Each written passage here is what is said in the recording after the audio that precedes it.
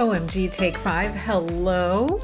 We are throwing it all the way back to episode 22 today, and I love being able to do that. And in case you weren't sure, this week was episode 77, so 55 weeks back. Let's talk about sleep. Now, the reason I want to talk about this on our little Friday episode is that I got an audio message from a listener, and she and I had been talking back and forth about some questions she had after the sleep episode with Sherry Tripp, and I will link that in the show notes for you. She asked me, this listener who asked to remain anonymous, let's call her Jane. Jane asked me, well, what if I wake up hungry and it's hard to go back to sleep? What should I do? I went to Sherry and asked Sherry that question, and she said, usually hunger in the middle of the night is actually a hydration problem. She said, have a glass of water by your bed, drink water,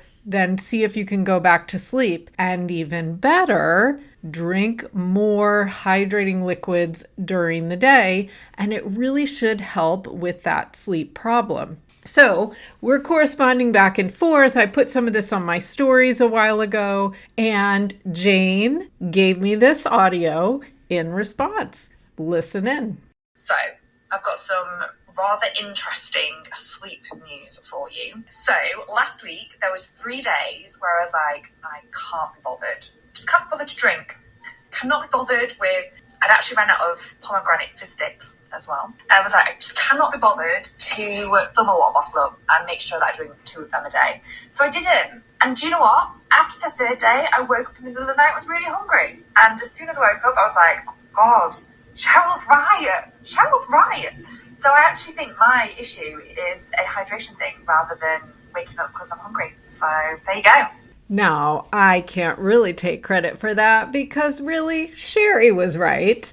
And Sherry knew that waking up hungry probably was a hydration issue. But how cool to hear from one of you, a real listener, that you tried this idea of staying more hydrated during the day, or maybe having a glass of water at night so that you can do that as your first response. And it was working. And how do we know something's working also? Well, if we don't do it and we see the negative stuff start happening again, there's another reason. So it was awesome to hear that. Remember, when you are aiming for healthy sleep, number one, sleep is kind of the key to health. And you'll listen into the episode and you'll hear all of that. But remember, you want to kind of calm your body down a little while before bed.